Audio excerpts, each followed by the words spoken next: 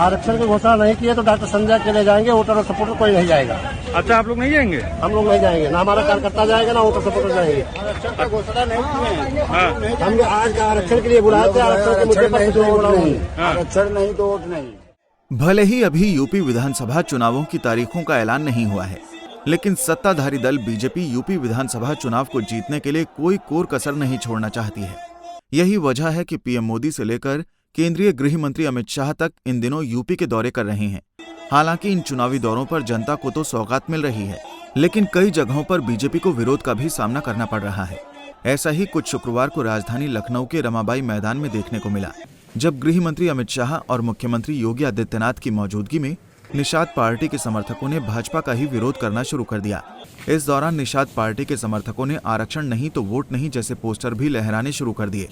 बात को बिगड़ता देख पुलिस ने निषाद पार्टी के समर्थकों को शांत कराने की भी कोशिश की, लेकिन निषाद पार्टी के समर्थक बीजेपी को वोट नहीं देने की बात कहते दिखे। उन्होंने कहा कि अगर आरक्षण नहीं तो बीजेपी और निषाद पार्टी को उनके समाज का वोट भी नहीं मिलेगा। आरक्षण की घोषणा नहीं की है तो डॉक्टर संजय के ले जाएंगे, वोटर और सपोर्टर कोई नहीं जाएगा।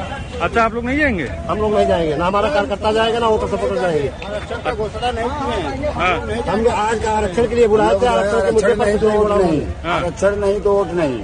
आरक्षण पहले से भी कहते थे, आरक्षण नहीं तो वोट नहीं। आज तो घोषणा हुई नहीं। चेहरे घुमाती है भाजपा, हम लोग घूमेंगे नहीं होगा, वोट नहीं इनको होगा। आरक्षण नहीं तो वोट नहीं। उधर बीजेपी का रैली में विरोध हुआ तो समाजवादी पार्टी और सुबह सपा ने इस मुद्दे को हाथों हाथ लपक लिया। समाजवादी पार्टी के नेता और प्रदेश सचिव भीम निषाद ने बीजेपी पर जमकर हमला बोला। उन्होंने कहा कि बीजेपी झूठी है।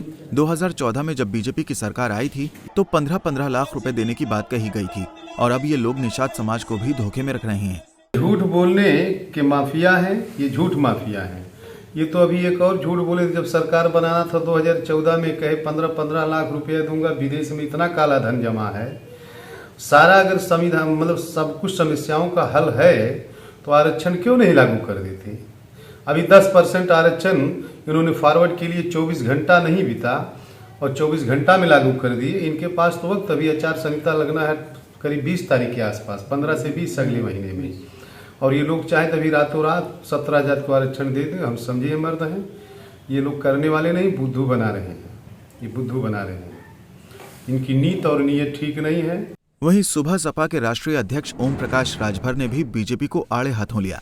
उन्होंने कहा कि बीजेपी वाले झूठे हैं, ये सिर्फ जुमला बोलकर जनता को गुमराह करने का काम करते हैं, और आने वाले चुनाव में जनता बीजेपी का ही जुमला बना देगी। और जुमला बोलेंगे, लालीपाप सुनाएंगे कि हमको वोट दो, फिर सरकार बनेगी तो हम करेंगे। अरे तेरी सरकार दिल्ली में, तेरी सरकार यूपी में डबल इंजन की सरकार है, अब कौन इंजन की सरकार बनाओगे? दिखाई नहीं दे रहा है? जुमला बोल बोल के वोट लोगे, घबराओ नहीं, तुम लोगों का जुमला जनता जुमला बना देगी।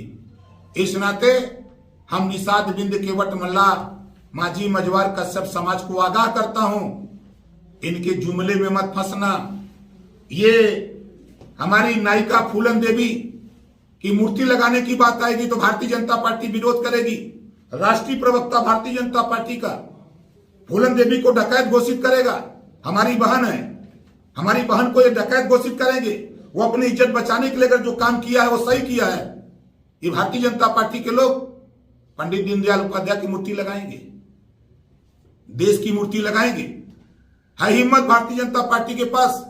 हम माननीय डॉक्टर संजय निषाद से कह रहा हूं, कल अगर हिम्मत है तो मंच पे कहो कि हम लखनऊ में अपनी वीरांगना नायिका फूलन देवी की हम मूर्ति लगवाएंगे।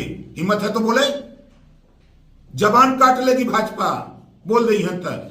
आपको बता दें कि बीजेपी निषाद पार्टी की संयुक्त रैली में सबसे पहले 69,000 शिक्षक भर्ती के अभ्यर्थियों का विरोध देखने को मिला था।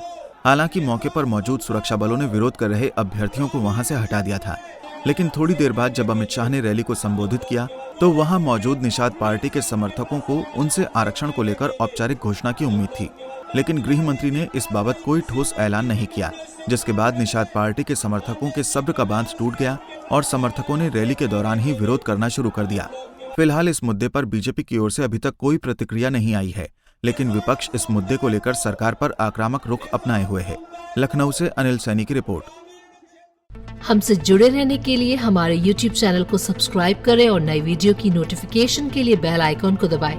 अगर आप ये वीडियो Facebook पर देख रहे हैं तो लाइक जरूर करें और ज्यादा से ज्यादा शेयर करें। धन्यवाद।